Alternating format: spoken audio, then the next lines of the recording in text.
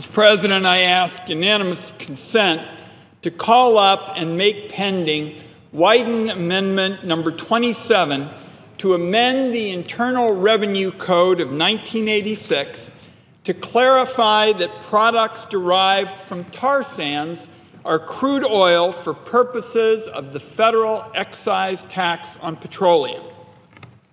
Is there objection? Without objection, the clerk will report.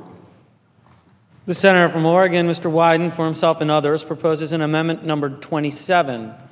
At the appropriate place, insert the following. Mr. President, I would ask unanimous consent to dispense with the reading. Without objection.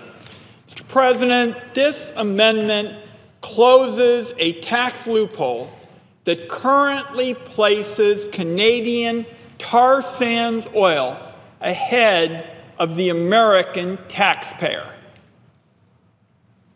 While oil produced here in the United States, in places like North Dakota and Texas, pays into a cleanup fund for oil spills, tar sands does not. Mr. President, the bottom line here is simple.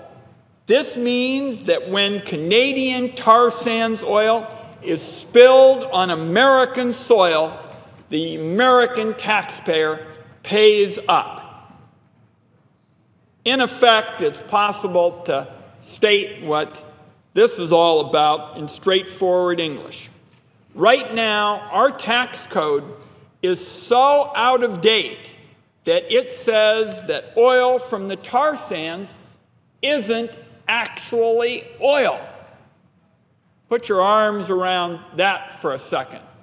In effect, the tax code is in this time warp, and under the current policy, in effect, the judgment that undergirds the position that concerns me essentially has made a judgment that oil from the tar sands, in fact, isn't actually oil at all.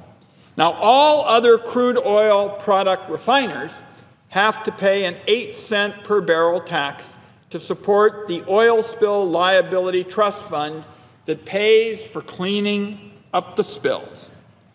This, in effect, puts our own domestic producers at a competitive disadvantage. I see my colleague from Colorado who cares greatly about these issues, and I'm saying to myself, in Colorado or Texas or North Dakota, in effect, the policy that we have today on tax law, and I'm the ranking Democrat on the Senate Finance Committee, and as I looked at it, the first thing that came to mind is we have a tax policy here that actually, without the amendment I offer with my Senate finance colleagues and Senator Markey and others, without it, we are putting domestic American producers, whether it's Colorado or North Dakota or Texas, we're putting them at a competitive disadvantage while they willingly contribute to clean up the oil spills, those domestic producers. Their Canadian competitors in the tar sands up north of Edmonton simply do not. This just, Mr. President, defies common sense. There's no other way to put it. Oil from the tar sands is just as likely to spill as other kinds of oil. Unfortunately, you don't have to look much beyond today's headlines to get a sense of what an oil spill actually means for communities across our country. This past weekend, an oil pipeline ruptured in Montana, pouring about 50,000 gallons of oil into the Yellowstone River 5 miles upstream from the city of Glendive. Now local residents are reporting that their water smells like diesel fuel. Officials tested the water in Glendive and found oil in the drinking water, and along with it, elevated levels of benzene, a cancer-causing agent. So that's what's under consideration with this amendment, making sure that the parties responsible, no matter where they are from, all of those parties would pay their fair share when they put our citizens' health and safety at risk. The discrepancy, the double standard, the standard that is much more exacting of our domestic producers than it is of the Canadian tar sands producers, ought to be fixed. Tar sands oil producers ought to pay in to the same fund as other oil producers to clean up the spills. Because make no mistake about it, Mr. President, at the end of the day, without this amendment that closes the tar sands loophole, Canadian tar sands oil will keep getting a free ride.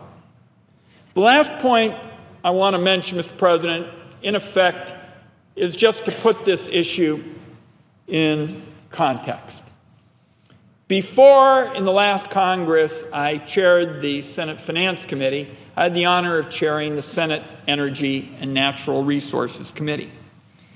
And at session after session of the Energy and Natural Resources Committee, proponents of the pipeline said, we've got to have this to lower gas prices. If we're really going to lower gas prices, said the proponents, and this was at session after session after session, we've got to build the pipeline. Well, we all have seen that prices have fallen dramatically. To a great extent, it's due to exciting developments in the Balkans and others. We're now essentially the Saudi Arabia of oil production, and this is good news. This is a real tax cut for working class families across the country. So one of the judgments that I reached in making the decision to oppose the pipeline is I really didn't think it made much sense to tamper with something that was such a promising development as real rate relief at the pump. And a fair number of experts, there's difference of opinion, but a fair number of experts are concerned that the pipeline, if it's actually built, could actually raise prices, particularly for vulnerable parts of the country. The Midwest would be one, but certainly there would be others. So I have had reservations about this from a variety of standpoints. From the standpoint that is obviously tar sands, very carbon-dense material from the standpoint of prices. But I'm particularly concerned tonight about something that is as inequitable as the tar sands loophole, where the Canadians get a free ride at the expense of communities all across the nation. My amendment would close this flagrant abuse, close this loophole, help us put our tax priorities in order, and protect American citizens and American communities rather than giving an undeserved advantage to foreign oil. I urge all of my colleagues to support this amendment to reform the Internal Revenue Code of 1986 to clarify that those products derived from tar sands are crude oil for purposes of the federal excise tax on petroleum. I hope that this amendment will generate bipartisan support.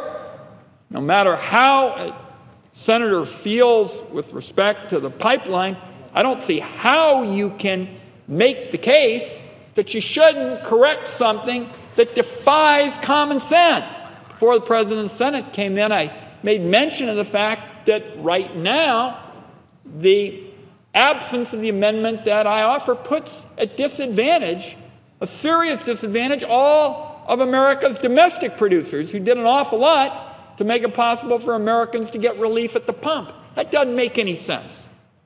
So I hope my colleagues tomorrow will support this amendment on a bipartisan basis to close a flagrant tax loophole, to end what amounts to an inequity that hurts, at a minimum, our producers, but puts at risk our communities needlessly. And with that, Mr. President, I yield the floor, and I note the absence of a quorum.